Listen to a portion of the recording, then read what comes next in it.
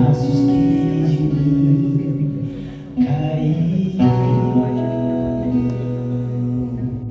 pareciam ter caído no vazio,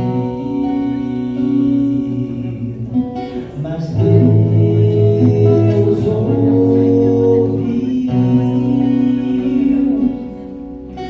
com teu falei quando pequei.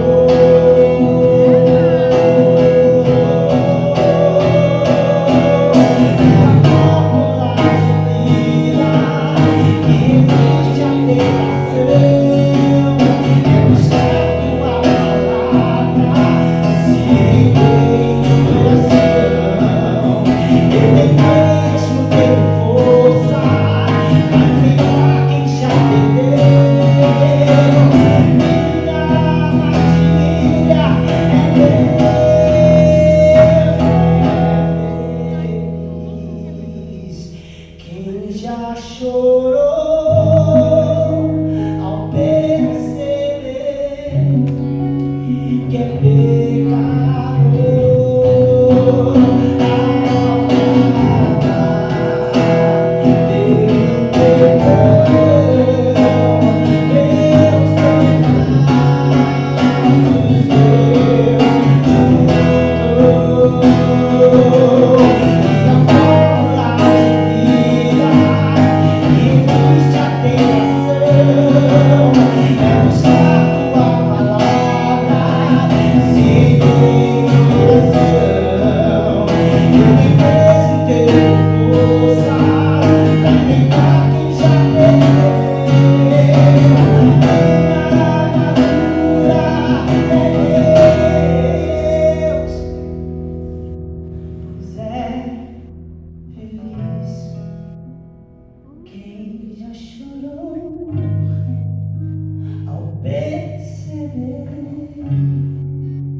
Que é pecado e ao clamar pelo perdão, meus pecados e pedaços Deus juntou.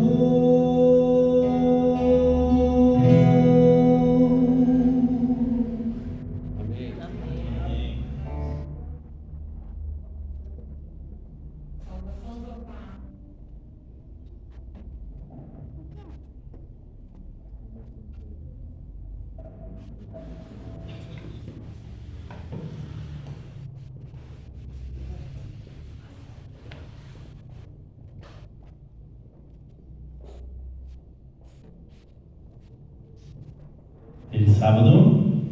Há um tempo que já vocês não me viam aqui, né? Falei para a Ione, vai ser, vocês vão ter que me aguentar de novo, mais uma vez. É um prazer estar aqui. Eu estou muito feliz de ver como tem crianças ajudando aqui na igreja. De verdade. Jesus, ele disse certa feita que se nós não fôssemos como as crianças, nós não herdaríamos o reino do céu. Quando nós vamos buscar no original o que significa isso, obrigado, Rodrigo. Jesus, ele estava falando sobre a mansidão, mas principalmente sobre a aceitação e disponibilidade que as crianças têm. Então isso é muito bonito de ver que as crianças estão aqui trabalhando para Deus. Que Deus abençoe todas elas. Pessoal, eu trouxe um tema, mas eu estava pensando ali no banco, como a gente tem bastante criança aqui, eu vou tentar adaptar, tá bom? Para que as crianças também compreendam. Então, caso eu fale alguma coisa que não está ali no texto, não estranhe, tá bom? Eu estou adaptando para as crianças. O tema que eu trouxe é vulnerabilidade, inteligência e espiritualidade. Vulnerabilidade é uma palavra não tão conhecida. E o que ela significa? Nós vamos falar já sobre vulnerabilidade. Eu vou explicar para vocês bem detalhadamente o que é. Mas a grande questão é que essas três palavras, muitas vezes, elas parecem completamente desconexas. Parece que elas não têm nenhuma relação uma com a outra. E eu quero começar contando para vocês uma história. Essa história eu contei na semana passada, no sermão que eu fiz no Taboão da Serra, e é de um homem chamado Romano. Quem era Romano? Romano foi um pregador da igreja primitiva. Ele viveu aproximadamente no ano 117 depois de Cristo. Romano era alguém que propagava a mensagem de Cristo, enquanto um imperador romano chamado Astroclíades, ele não queria que Cristo fosse pregado. Então Romano, naquela cidade, começou a pregar sobre Cristo, fez cristãos conversos, e Astroclíades descobriu o que ele estava fazendo. Ele falou: mandem chamar Romano, porque agora ele irá morrer pelo que ele está fazendo. Chama Romano. Quando o Romano chega em frente a Astroclíades, nome difícil de falar, né? Ele pergunta: é você então que está pregando? Aí ele fala: sim, sou eu. Então os guardas vêm para prender o Romano, e todos os cristãos que estavam com o Romano entram na frente dele e não permitem que os guardas então o prendam. Astroclíades fica furioso, manda mais guardas então para prender o Romano. Mais uma vez não consegue, então o próprio Astroclíades vai para prender o Romano. O Romano vai com ele, ele leva uma praça pública para resumir a história, e ali então ele pronuncia que o Romano morreria enforcado. O Romano então ele diz o seguinte, ele fala: olha, Astroclíades, tudo que você fizer comigo, não importa qual seja a tortura, pode ser o ato mais horrendo que você consiga imaginar, ainda assim, isso será a forma mais linda que Deus terá de pregar o Evangelho, através da minha morte. Astroclíades fica furioso com aquilo. Então, ele manda que o seu carrasco vá até Astroclíades e então comece a bater nele. Ele diz que ele pudesse bater tanto para que Astroclíades perdesse todos os dentes da boca. E assim ele fez. Astroclíades, depois de ter passado por isso, diz: olha, Astroclíades, tudo que você fizer comigo, como eu já disse, será a forma mais linda que Deus tem de pregar o Evangelho, e eu não deixarei de falar do amor de Cristo. Astroclíades, então, furioso, manda que o seu carrasco pegue uma faca e faça furos no rosto de Astroclíades. Depois dessa tortura, ele então diz: agora eu te agradeço, porque você abriu mais bocas em meu rosto para que eu pudesse louvar o nome de Deus. Passando isso, ele fica então mais furioso ainda e pede que o carrasco arranque o couro cabeludo de Romano com as mãos. E ele arranca. Puxa isso tudo em praça pública, quebra os dois braços e as duas pernas de Astroclíades. E Astroclíades, agora sem dentes, com furos no rosto, sem cabelo, sorrindo, diz Romano: Astroclíades, eu te agradeço, porque tudo isso servirá para que em toda a história da humanidade pessoas se convertam e sigam a Jesus por conta do meu exemplo. O final da história eu não vou contar agora, talvez em uma outra oportunidade, porque o que nos interessa até este momento. Quando o Romano é morto, adivinha o que acontece? Muitas pessoas daquele local se convertem por conta do exemplo de Romano. Quando nós falamos sobre isso, nós estamos falando sobre essas três palavrinhas aqui. Agora, vamos entender um pouquinho mais o que elas significam. Eu acho que não está funcionando, Rodrigo. Está. Obrigado. Eu estava segurando o lado errado. Não tem como funcionar mesmo, né? Eu acho que ficou pequenininho, né? Bom, vulnerabilidade, inteligência e espiritualidade. O que isso tem a ver com a história que eu contei para vocês aqui agora? Quando o Romano ele é chamado para depor em frente a Astroclides, qual foi a resposta dele?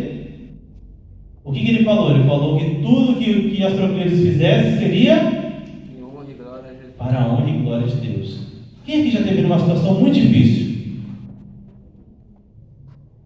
Nem todos, hein? Olha que maravilha, né? Quem aqui já esteve? Vai. E quem nunca esteve? Entendi. Quem esteve mais ou menos? Tem alguns. Era essa a pergunta que estava faltando. Romano estava em uma situação muito difícil. Só que o Romano, a história cristã vai contar que ele tinha uma característica muito importante. Romano, ele sabia quem ele era. E é interessante que a vulnerabilidade, ela fala justamente sobre isso. Sabe o que é vulnerabilidade? Vamos ler ali juntos. Vulnerabilidade não é conhecer vitória ou derrota. É compreender a necessidade de ambas. É se envolver e se entregar por inteiro. Esse tema vulnerabilidade, ele foi escrita por uma autora chamada Brené Brown. Ela escreveu um livro, A Coragem de Ser Imperfeito. Muito bom, recomendo inclusive para quem tem interesse sobre o tema. E ela vai dizer que a vulnerabilidade, ela se baseia em alguns aspectos específicos, mas o mais importante deles é entender que você tem defeitos e qualidades e que as duas coisas são importantes para que você seja humano. Todos nós temos problemas, todos nós temos defeitos e todos nós temos dificuldades. Assim como todos nós temos qualidades, todos nós acertamos e todos nós também podemos fazer o bem. E as duas coisas caminham juntas. E sabe qual é o problema? Muitas vezes nós queremos esconder tudo aquilo que é defeituoso, não queremos? Nós vamos falar um pouquinho mais sobre isso daqui a pouco. Mas Romano, o homem da história que eu contei agora, ele sabia quem ele era. Quando Romano foi à frente de Astroclides, vocês acham que ele sabia que ele era defeituoso, que ele podia errar? Sabia? Por que vocês acham que ele sabia, baseado na história que a gente contou? Sabe qual que é o ponto-chave aqui? É que Romano ele não tinha muita segurança somente em quem ele era, mas o Deus a quem ele servia. Quando nós temos conhecimento daquilo que está além da nossa compreensão, significa que nós já começamos a compreender quem nós somos. É uma via de mão dupla, não tem como mudar isso daqui. Sabe o que eu acho interessante? Todas as vezes que Jesus ia fazer um milagre, Jesus ele fazia uma pergunta: o que você quer que eu te faça? Jesus ele queria que a pessoa primeiro viesse à introspecção, entender o que ela realmente necessitava, para depois trazer o resultado daquilo que ela esperava. Não é diferente com a vulnerabilidade. Quando nós entendemos quem somos, entendemos que existem defeitos e existem qualidades. Nunca se esqueça disso. Todo ser humano que é humano tem defeitos e qualidades, e isso não é nada normal.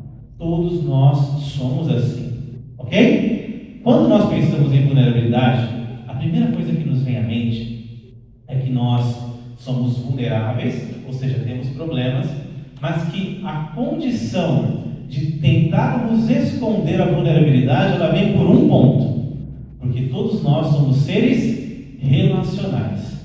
Nós precisamos do outro. E quando o outro pode conhecer algo em mim que me afasta dele, automaticamente eu penso: eu posso perder a minha conexão. Ninguém quer ser desconectado. Todos nós queremos estar juntos. Então, vulnerabilidade fala sobre conexão. E a conexão nada mais é aquilo que dá sentido à nossa vida. Quer ver uma coisa?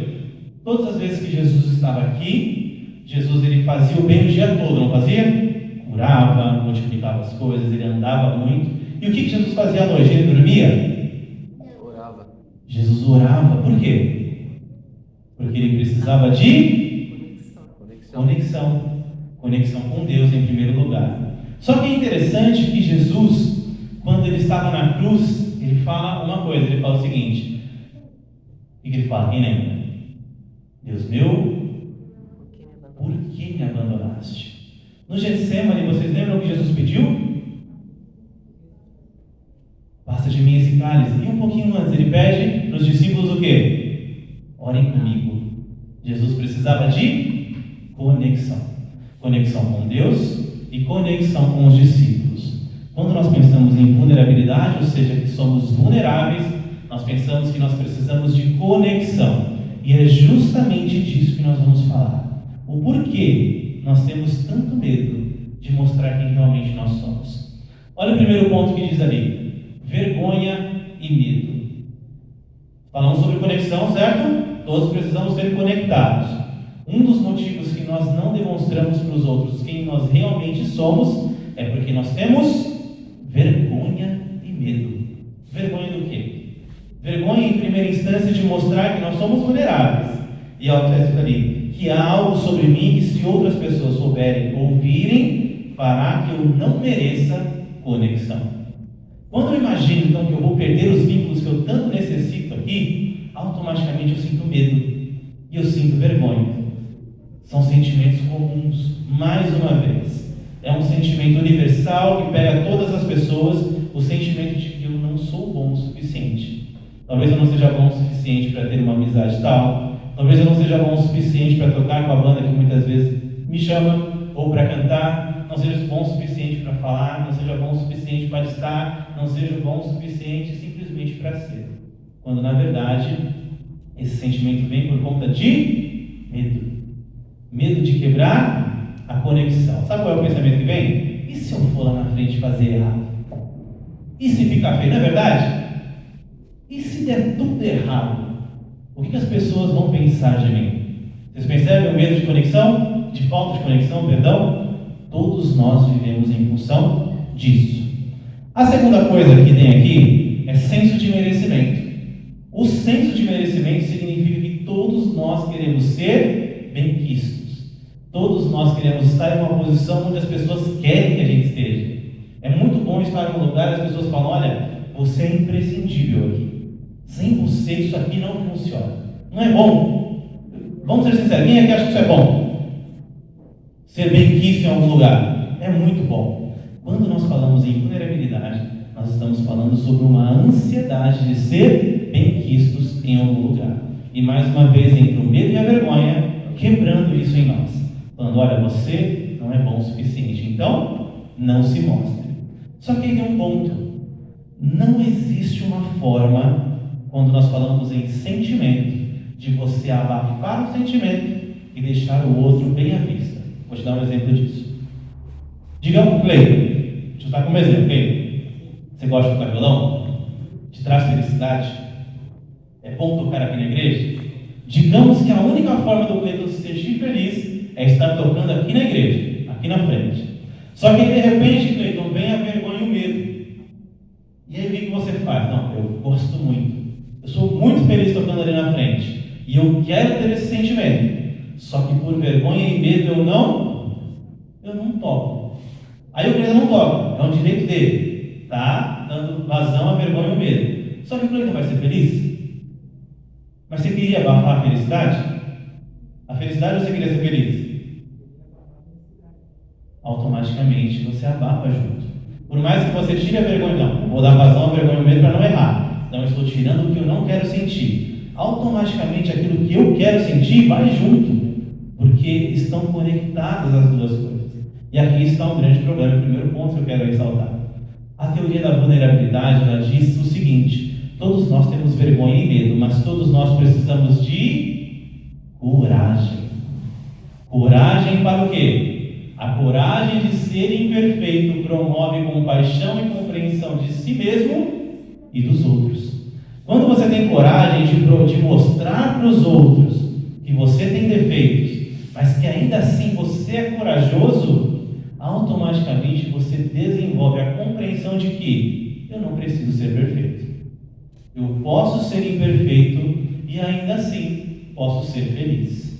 Mas aí vocês podem me perguntar: puxa vida, mas Jesus não disse que nós tínhamos que ser perfeitos como Deus é? Vocês lembram desse versículo? Calma aí que a gente já vai chegar lá. Tá bom? Todo mundo está pegando aqui? Alguém não está entendendo? Pode ser sincero. Eu volto e explico. Porque porque é muito importante entender essa primeira parte para que depois a gente compreenda todo o resto. Todo mundo entendendo? Vulnerabilidade. Eu tenho até 6 horas? Tá. Eu vou correr o máximo aqui para não atrasar muito, tá bom, gente? Eu tinha aqui, eu acho que mais 47 slides. Brincadeira. Apenas para concluir, a vulnerabilidade é o centro da vergonha, do medo e da luta por merecimento, mas também é a origem da alegria, da criatividade, do pertencimento e do amor. A coragem de ser imperfeito é a chave para encontrarmos compaixão, compreensão para com os outros e conosco mesmos. Eu não vou ler o resto, porque o resto é o seguinte: todos nós, de uma forma ou de outra, buscamos anestesiar a vulnerabilidade, como nós dissemos, certo? Nós não queremos mostrar para os outros que nós somos imperfeitos. Porém, essa busca pela perfeição também tira de nós a oportunidade de sermos felizes, porque automaticamente nós excluímos as duas coisas. Todos concordam com isso? Quando deixamos o medo e a vergonha aparecer, automaticamente perdemos a oportunidade de ser quem somos e de sermos felizes. Ok? Qual que é a solução então para a vulnerabilidade? Sabe qual que é? É muito difícil. Você faz assim. Vou usar mais uma vez o exemplo do Cleiton. Eu tenho medo e vergonha de tocar violão. Cleiton, certo? E aí o Cleiton fica semanas, meses sem tocar o violão. É um dia ele consegue a coragem que nós havíamos falado ali. E sabe o que o Cleiton tem que fazer para não deixar a vulnerabilidade atrapalhar ele? Vim tocar. Sabe por quê? Nunca se esqueça de que todos nós somos imperfeitos, mas que a sua imperfeição não impedirá que Deus faça de você o melhor instrumento que Ele pode usar nessa terra, porque a vulnerabilidade é algo que Deus permite em nossas vidas, para entendermos que nós podemos sempre progredir em algo. Você tem capacidade para fazer qualquer coisa que Deus te pedir para fazer. Agora, o segundo tema da palestra é inteligência. E o que é a inteligência?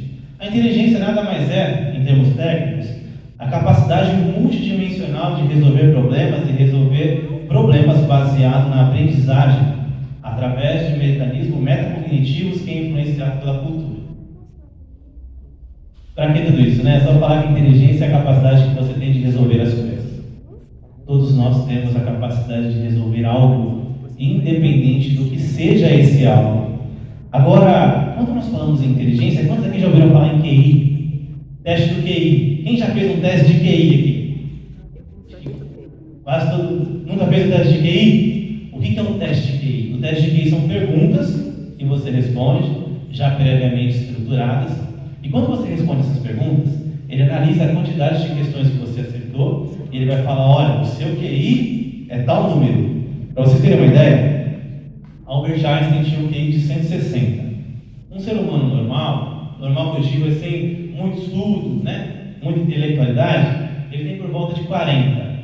Então, olha a diferença de Albert Einstein. Era muito grande. Só que, por muitos e muitos anos, as pessoas, para saber se alguém é inteligente, elas mediam QI. É aí que vem a questão da escola. Quando a criança só repete, sabe? Ela não consegue tirar nota azul em nada. Aí fala: puxa, mas você não consegue aprender direito, não usa a palavra pejorativa, né? Você é burro. Muitas vezes se falava dessa forma, porque acreditava-se que somente o teste de QI, ou seja, a capacidade de resolver problemas intelectuais, era a forma de ser inteligente. Só que aí surgiu um homem. Esse homem ele se chamava Alfred Binet. E o Binet fez o seguinte: quando as mães elas vinham até ele, foi ele que inventou o teste de QI, tá bom? Elas falaram: olha, meu filho não consegue bem na escola, meu filho só vai mal na escola e não consegue tirar nenhuma nota boa, o que será que eu posso fazer? E ele teve uma ideia, ele falou: puxa, eu vou medir então o cérebro dessas crianças, eu vou entender o porquê que elas não conseguem bem na escola. E aí ele fez um teste de QI, todo mundo gostou, e o teste de QI deu muito certo, sabe aonde? Na Primeira Guerra Mundial. Mais de 1 milhão de soldados americanos foram recrutados por conta do teste de QI. Se passava no teste, entrava para o exército. Se não passava no teste, não servia para o exército. Daí veio justamente essa concepção: se você não tem um QI alto, você não é inteligente. E aí surgiu um homem chamado Gardner. Gardner, ele ficou incomodado com isso. Ele falou, puxa, mas tantas pessoas no mundo, será que só essas aqui são inteligentes? E ele começou então a buscar, dentro das teorias que ele havia analisado, quais eram os tipos de inteligência possíveis para o ser humano. E ele descobriu algo muito interessante. As inteligências, deixa eu dar em cima. Alguém consegue ler? Múltiplas. As inteligências múltiplas. Gardner descobriu então que não existia somente a inteligência intelectual, que seria o QI. Gardner descobriu mais 7 tipos de inteligência. Vamos ver ali rapidinho? A inteligência linguística, a inteligência lógico-matemática, a inteligência especial, a inteligência musical, corporal sinestética, inteligência interpessoal e inteligência intrapessoal. Desse monte de nome que a gente tem ali, nada mais é do que cada um tem a própria inteligência. Pode ser que alguma pessoa não seja tão inteligente para resolver cálculos matemáticos, mas ela pode ter uma inteligência musical. Exemplo de Mozart, por exemplo, ele pode fazer músicas com muita facilidade. A arte é algo essencial para o ser humano. Alguém pode não ser tão inteligente musical, mas pode ter uma inteligência lógica, matemática, a capacidade com a lógica. A pessoa olha algo e entende o que está acontecendo ali no mesmo momento. Ou seja, existem vários tipos de inteligência. E aqui eu quero dizer mais uma coisa. Se alguém algum dia falou para você que você era burro, você não é. Todos nós temos um tipo de inteligência. Eu me lembro de um estudo bíblico que eu fui uma vez, e a moça estava com o marido, e o marido aquele bem burrão, sabe? Ela fazia uma pergunta e ele já olhava feio para ela assim, porque ela não tinha muita, como é que eu posso dizer? Ela não tinha muito manejo com as palavras. Às vezes ela queria falar algo e não conseguia se expressar. Em um determinado momento do estudo, ela falou, olha, deixa eu te falar uma coisa aqui, eu estou agoniada. É a primeira vez que você vem aqui, meu marido está me olhando feio, sabe o que é? É que ele acha que eu sou burra. Eu falei, nossa, mas por quê? Porque eu não sei falar direito, eu não sei usar as palavras difíceis que ele usa, eu não sei pensar da forma que ele pensa, ele acha que eu sou burra. Eu lembrei que ele estava rindo.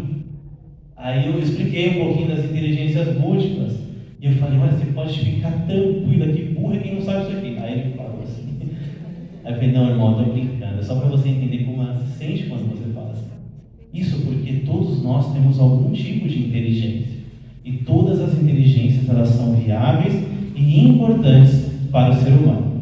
Já que todos nós somos inteligentes, chegamos na inteligência que nós queremos falar hoje. Inteligência? Quem aqui já ouviu falar em inteligência emocional? Algumas pessoas já ouviram. Foi um homem chamado Daniel Goleman. Ele é PhD em Harvard, a universidade mais importante do mundo, e o cargo, a escala maior que existe, que é o PhD. Foi ele quem escreveu sobre inteligência emocional. E olha o que ele diz sobre inteligência emocional. Ele cita uma frase de Aristóteles que fala o seguinte: qualquer um pode zangar-se, isso é fácil, mas zangar-se com a pessoa certa, na medida certa, na hora certa, pelo motivo certo, da maneira certa, isso não é fácil. Não é verdade? Muitas vezes nós nos zangamos e colocamos para fora aquilo que nós não precisamos naquele momento específico. Então, o Goleman já vai trazer isso como base do seu estudo. E o que é a inteligência emocional? A inteligência emocional nada mais é do que a capacidade de identificar e compreender os nossos próprios sentimentos. Quando você entende o que você está sentindo, automaticamente tudo vai ficando mais leve. Recentemente eu fui fazer uma intervenção no colégio do Capão Redondo. E as crianças, elas tinham aproximadamente 12 anos. E quando eu cheguei na escola, as crianças me olharam com uma cara feia, sabe? O que esse rapaz está fazendo aqui? Eu nem conheço ele. E a minha proposta era a seguinte: eu ia fazer 5 dias de intervenção para ensinar habilidades sociais para as crianças. Então eu ia ensinar empatia, eu ia ensinar para eles como é compreender os próprios sentimentos, eu ia ensinar para eles que a vulnerabilidade é algo normal e que é importante saber disso, de que você não é perfeito e não tem problema. E o primeiro dia eu falei, eles quase não me ouviram. No segundo dia eu falei, já sei o que eu vou fazer. Eu vou ensinar para eles sobre inteligência emocional. E eu comecei a ensinar e eles já começaram a se alegrar um pouquinho mais. No terceiro dia eu falaria sobre empatia. E quando eu comecei a falar para eles sobre empatia, foi muito interessante. E todos eles ficaram em silêncio. Quando eu comecei a fazer a intervenção, a diretora disse o seguinte: seguinte, ela falou, olha, eu vou dar para você a pior sala da minha escola. Eles não respeitam nenhum professor, eles não fazem nada das matérias, todos eles são repetentes, alguns inclusive já tiveram denúncias, então pode ser, eu falei, nossa, é essa mesmo que eu quero, é essa que eu preciso fazer com eles. Quando eu comecei a falar sobre empatia, todos eles se calaram e começaram a olhar para mim. E eu expliquei, fiz até uma dinâmica com eles para que eles pudessem compreender melhor, e no final eu abri um momento para que eles pudessem falar sobre alguma coisa que eles já tivessem passado e havia magoado muito eles. E ali eles começaram então a expor. E eu me lembro de uma garota que ela me chamou e falou, olha, eu posso falar com você sozinha? Porque eu tenho muita vergonha do que eu quero falar. Eu preciso muito falar. Então eu comecei a conversar com ela, e ela me disse o seguinte, ela falou, eu não sou uma criança má. A primeira coisa que ela falou foi isso. Eu não quero fazer mal para ninguém. Só que todas as vezes que a minha mãe vem conversar comigo, eu tenho vontade de matar minha mãe. Aí eu paro e falei, nossa, o que acontece? Por quê? Ela, olha, eu não sei dizer o que. Só que todas as vezes eu tenho vontade de pegar uma faca e furar minha mãe. E aí a gente começou a conversar e chegamos em um ponto que ela começou a chorar muito. Quando eu perguntei do passado dela, ela me falou algumas coisas que haviam acontecido. A mãe era alcoólatra, a mãe a deixava sozinha às noites e quando voltava batia muito nela. Então automaticamente eu percebi que havia uma repressão. Ela havia guardado aquilo para ela e ela não sabia daquilo. Quando eu comentei com ela o que poderia ser, automaticamente ela começou a chorar muito e se lembrar de mais coisas. Quando eu saí de lá, essa menina ela estava aos prantos, é claro, mas mais feliz, segundo o que ela falava, porque ela havia colocado para fora.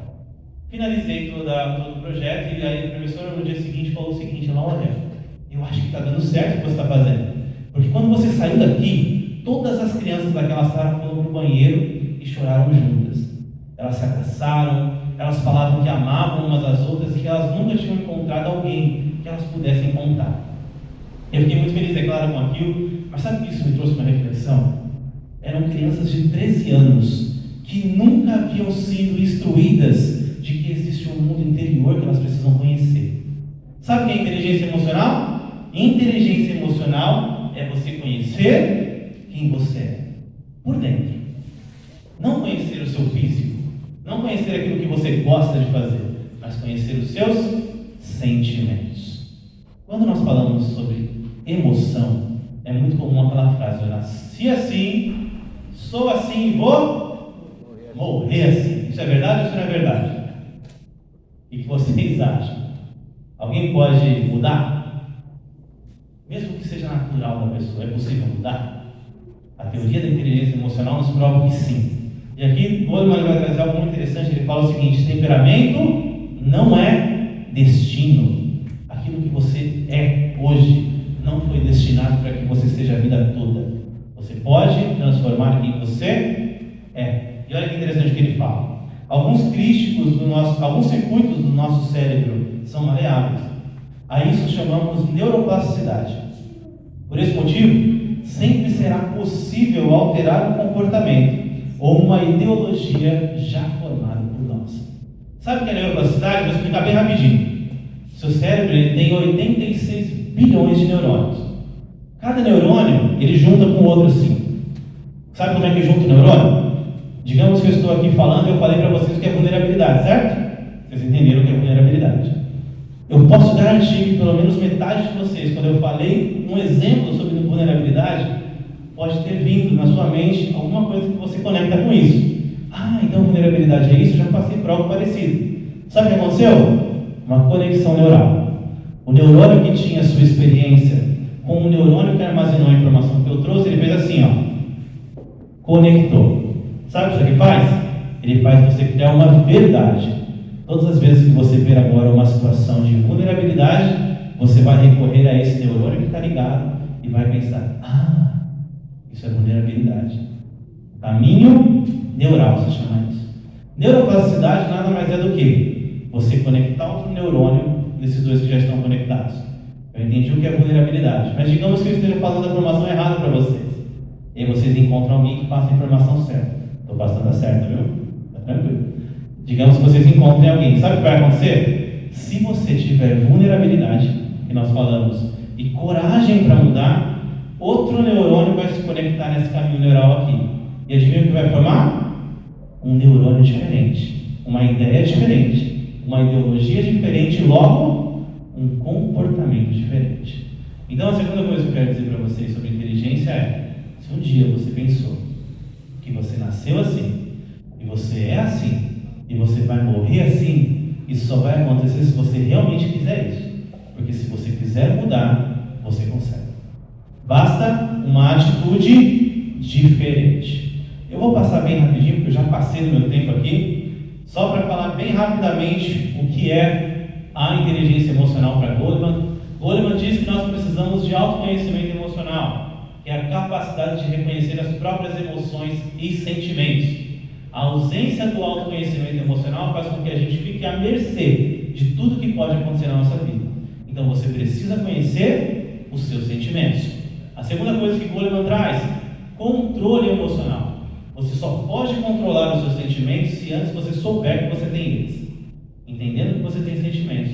Agora, compreenda e controle esses sentimentos. Como que nós fazemos isso? Ter consciência das emoções negativas que nos bloqueiam e poder nos libertar delas em um processo dirigido pela razão. Você sabe que você é assim, você quer fazer daquele jeito, mas você não faz porque não é certo. É simples. Quando você deixa de fazer, automaticamente um outro caminho neural começa a ser criado. Automotivação, ele diz que é o terceiro ponto para termos inteligência emocional. Ele vai falar que é a capacidade de dirigir emoções a serviço de um objetivo ou de uma realização pessoal. Quando você sabe que tem um sentimento, controla o sentimento. Agora você pode usar o seu sentimento para você ir para o lugar que você quer chegar. Eu sei que eu preciso ir até a porta, mas eu estou cansado, eu estou chateado, eu estou bravo e eu não vou até a porta. O que a inteligência emocional faz? Deixa todos esses sentimentos de lado e vai até a porta. É isso que acontece. Último ponto: empatia. Todos sabem o que é empatia? A empatia é a capacidade que nós temos de se colocar no lugar do outro. Para isso, vou pedir para o Rodrigo colocar para a gente um videozinho, só para a gente entender rapidamente. Dá para enxergar bem ou precisa apagar as luzes aqui da frente? Dá para enxergar. Dá para enxergar? É um vídeo bem curtinho. Enquanto o Rodrigo coloca, eu quero dizer uma coisa muito importante. Todos nós temos a capacidade de ser empáticos. Nós falamos sobre vulnerabilidade, e a vulnerabilidade é a capacidade de entender que você não é perfeito. Mesmo não sendo perfeito, existe um Deus que pode te transformar no melhor instrumento dessa terra e você tem capacidade de ser assim. Segunda coisa, inteligência. Todos nós somos inteligentes. Temos inteligência emocional e precisamos trabalhá-la para que as emoções não atrapalhem a nossa vida. E o último ponto é empatia. Agora vejam o que é empatia.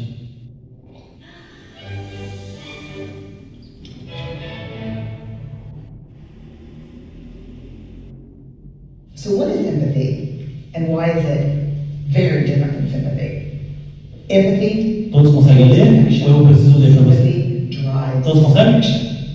Empathy, it's very interesting. Teresa Wiseman is a nursing scholar who studied professions, very diverse professions where empathy is relevant, and came up with 4 qualities of empathy. Perspective taking, the ability to take the perspective of another person or recognize their perspective as their truth. Staying out of judgment, not easy when you enjoy it as much as most of us do. Recognizing emotion in other people and then communicating that. Empathy is feeling with people. And to me, I always think of empathy as this kind of sacred space when someone's kind of in a deep hole and they shout out from the bottom and they say, I'm stuck, it's dark, I'm overwhelmed. And then we look and we say, hey, I'm down. I know what it's like down here, and you're not alone. Sympathy is, ooh, it's bad, no, you want a sandwich? Empathy is a choice, and it's a vulnerable choice, because in order to connect with you, I have to connect with something in myself that knows that feeling. Rarely, if ever, does an empathic response begin with at least. I had it, yeah. And we do it all the time. Because you know what? Someone just shared something with us that's incredibly painful, and we're trying to silver lining it. I don't think that's a verb, but I'm using it as one. We're trying to put the silver lining around it. So I had a miscarriage. At least you know you can get pregnant. I think my marriage is falling apart.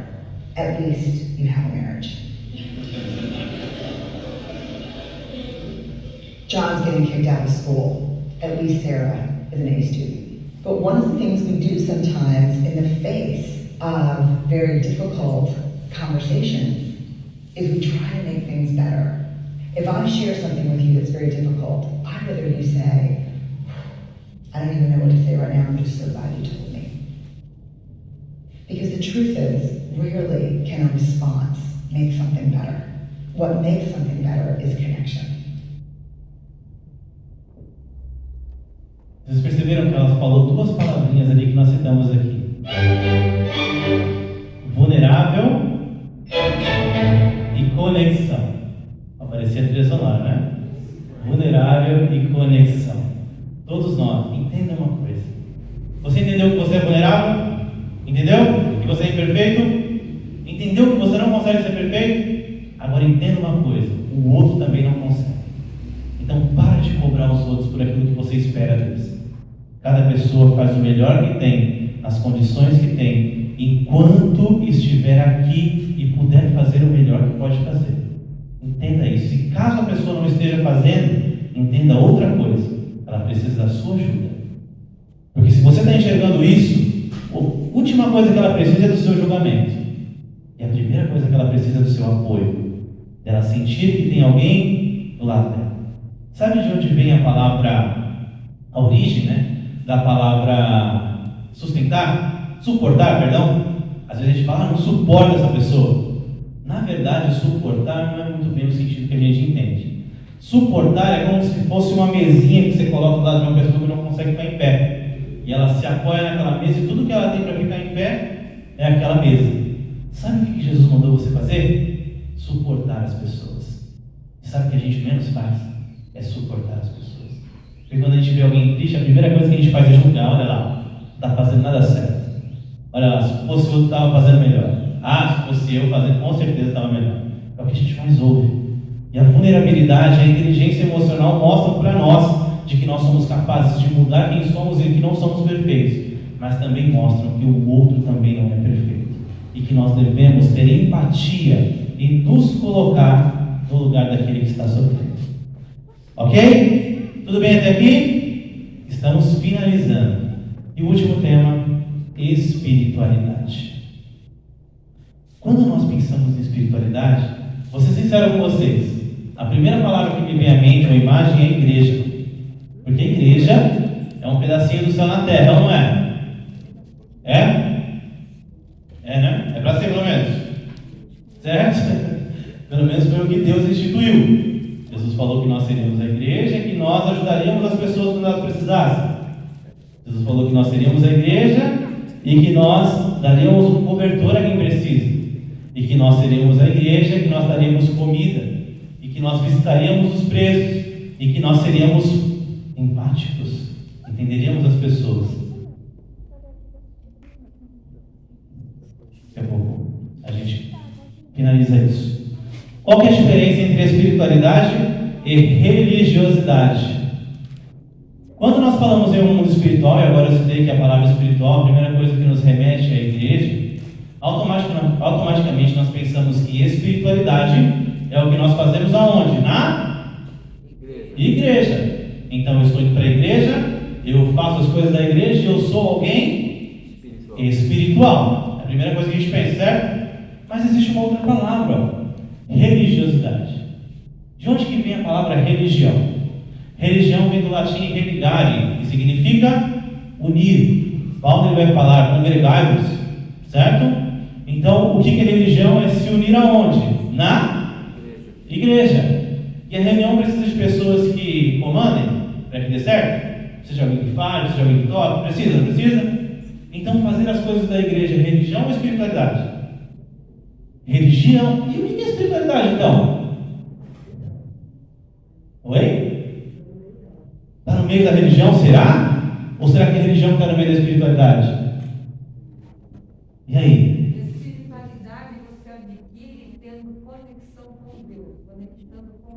você vai tendo espiritualidade, você é a semelhança de Deus. Exatamente. Então quer dizer que estar na igreja não é ser espiritual? Não?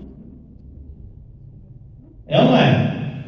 Se você estiver na igreja, mas não tiver com o Espírito de Cristo, E como que a gente sabe que está com o Espírito de Cristo?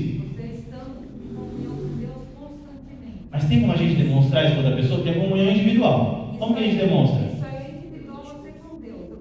A pessoa que ela está com Cristo, ela demonstra, ela brilha, ela é a semelhança de Cristo. A pessoa que realmente ela estuda, ela está com Deus, as pessoas percebem nela o caráter de Cristo.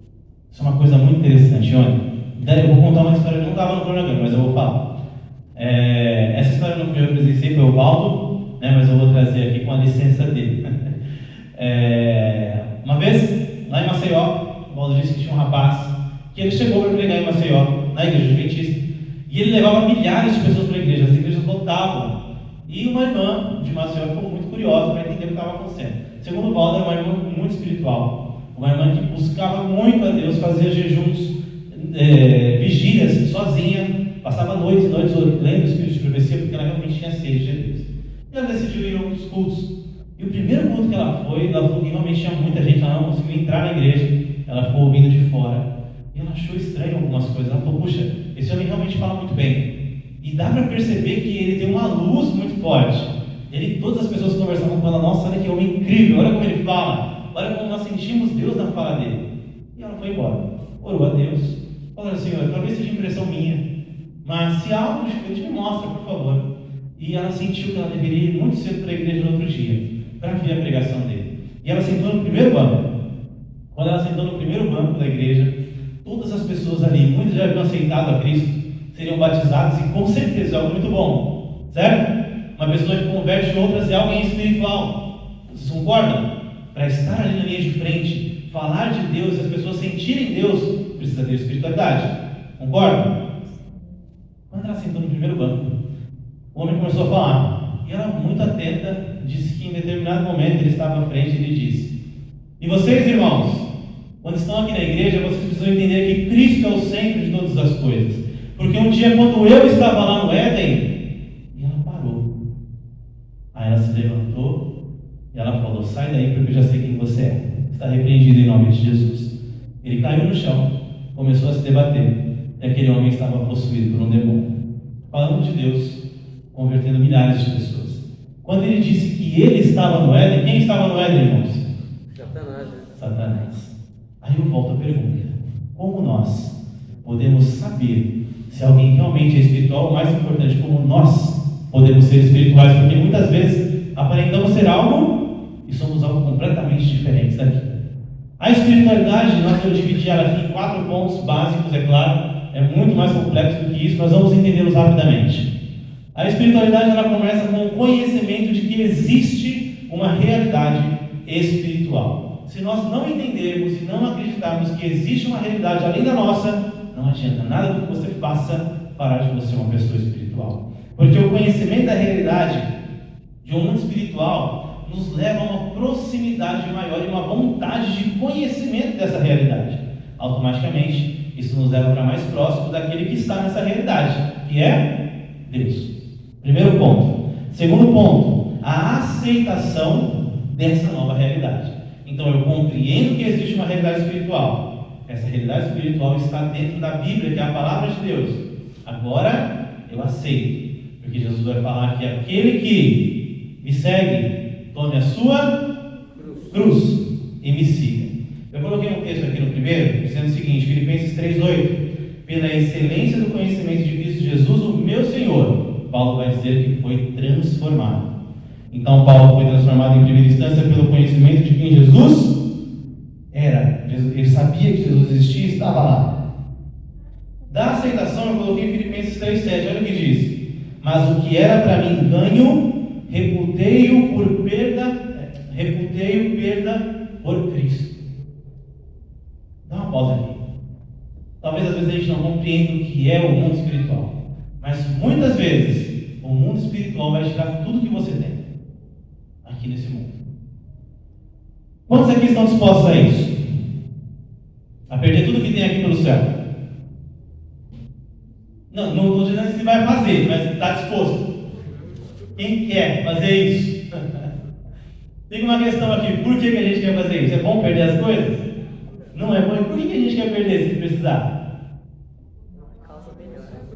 Porque tem algo maior do que a gente tem aqui, não é verdade? Agora, tem como você saber se tem algo maior se você não conhece? É por isso que o conhecimento é o primeiro ponto. Você precisa conhecer, saber para onde você está indo, para que depois você aceite essa realidade. O terceiro ponto é a renúncia.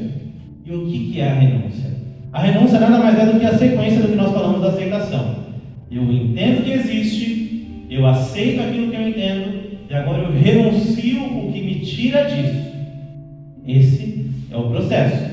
Então eu entendo que existe. Na prática, eu sei o quê? Recebi um estudo bíblico, entendi que existe. Aceito, falo, olha, eu quero me batizar. E agora renuncio. Vou para o batismo e tiro da minha vida tudo o que me afasta dessa nova realidade. Coloquei como texto base aqui: amarás o Senhor teu Deus de todo o teu coração, de toda a tua alma, de todas as tuas forças e com toda a tua capacidade intelectual. Isso é amar a Deus. Com tudo o que você tem, automaticamente, para amar a Deus que é tudo, você precisa primeiro tirar o tudo que tem dentro de você. Porque não cabe em lugar, não cabe tudo onde já tem tudo. É necessário esvaziar primeiro. Quarto e último ponto: conexão, como a Ione disse, integral com Deus. Nós precisamos nos conectar inteiramente com Deus, porque Ele é tudo o que nós precisamos. Jesus disse que Ele não era do mundo e automaticamente aqueles que o seguem também não são do mundo. Para não sermos do mundo, precisamos viver a realidade espiritual. Porque a espiritualidade pode ser experimentada por cada um de nós. E para essa, são necessários alguns pontos cruciais, como conhecimento, aceitação, renúncia e conectividade. A junção desses pontos, unidos à ação de Deus em nós, nos proporciona uma vida mais feliz e completa por estarmos constantemente na presença de Deus. Compreender para onde vamos é primordial para saber como iniciamos a nossa jornada. Se não sabemos para onde estamos indo, já dizia Lewis Carroll no livro Alice no País das Maravilhas: se você não sabe para onde vai, qualquer caminho serve. Para você estar nesse caminho, você precisa saber para onde você está indo. Você precisa entender qual é o seu propósito e onde você vai chegar. Estamos finalizando, e o que vimos até aqui? Vimos que a vulnerabilidade é a conexão com outros que move as nossas motivações. A vulnerabilidade é algo comum a todos. Quando permitimos mostrar-nos vulneráveis, permitimos que a felicidade, o sucesso e a harmonia também se façam presentes em meio às vulnerabilidades que possuímos, permeando nossas relações e nossa jornada. Entendemos que a inteligência, existem vários tipos de inteligência, e cada um de nós sempre será mais propenso a uma delas. O desenvolvimento da inteligência emocional nos proporciona a capacidade de gerir e controlar nossas emoções, para que possamos ter uma vida com mais assertividade e construir conexões mais sólidas. E por último, entendemos o que é espiritualidade. A espiritualidade é algo real e acessível a todos, não estando somente no contexto físico, assim como é o religioso, que também tem a sua parte importante na mesma. A espiritualidade requer compreensão, aceitação, renúncia e conexão, fazendo com que a religião seja parte da completude que é a espiritualidade. Só pode haver religião de verdade se houver primeiro espiritualidade. Só pode haver inteligência de verdade se primeiro houver compreensão de quem é aquele que quer ser inteligente. E só pode haver, se possível, um dia algo próximo de perfeição, se primeiro entendermos que nós somos imperfeitos e que não existe nenhum problema com isso. Agora, eu perguntei no começo, o que tudo isso tem a ver? Parece que são coisas completamente distintas. Olha que interessante. A inteligência é a compreensão de quem somos e que gera conexão comigo mesmo, certo? Eu entendo quem eu sou, inteligência emocional. A vulnerabilidade é a aceitação de quem somos e que gera conexão com o próximo, certo? Sou imperfeito, o outro também é, eu compreendo. E a espiritualidade, olha que coisa interessante, é a compreensão de quem somos, munido das conexões saudáveis geradas com o próximo, que são um reflexo de uma realidade espiritual também saudável em nossa vida. Você só vai ser feliz quando você entender que é vulnerável e que você é imperfeito. Você só vai ser feliz quando você for inteligente emocionalmente e entender as suas próprias emoções.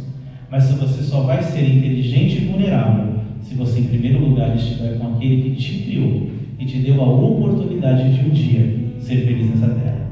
Vulnerabilidade, inteligência e espiritualidade estão conectadas, porque só temos um Deus que nos trouxe a oportunidade de felicidade nessa terra. Aqui eu coloquei as referências que eu usei para a pesquisa e muito obrigado.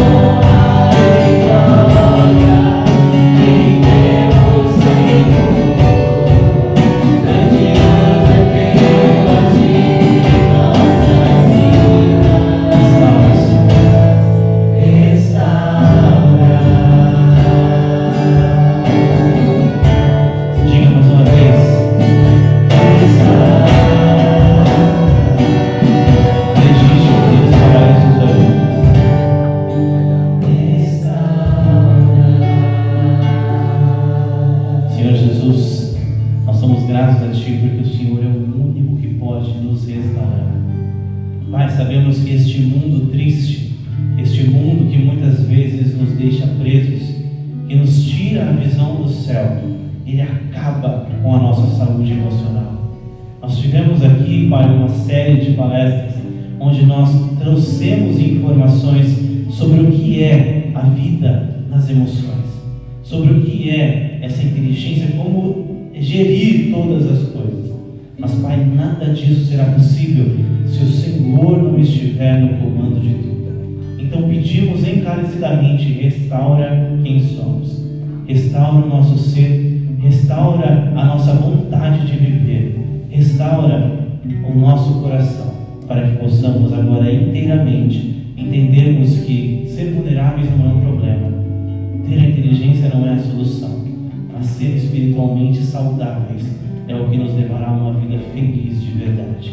Amém. Por favor, tome conta de quem somos, tome conta dessa semana que se inicia neste momento. Nós te agradecemos em nome de Jesus. Amém. Amém. Vamos cantar mais uma vez? Porque teu é o poder.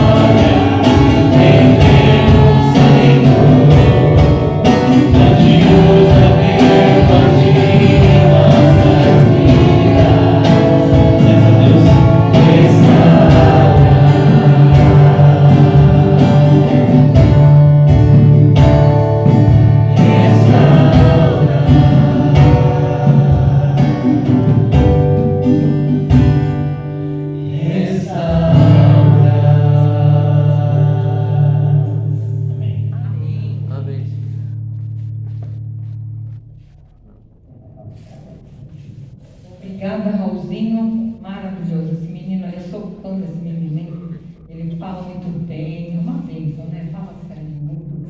Vi esse menino nascer. Conheço seus pais, eles eram solteiros, conheço há muitos anos. E aí deles veio esse menino tão maravilhoso. E eu me emociono quando eu vejo você à frente, de verdade. Porque o Raulzinho, ele faz parte, ele é parente da pessoa que doou esse terreno. Então isso me emociona.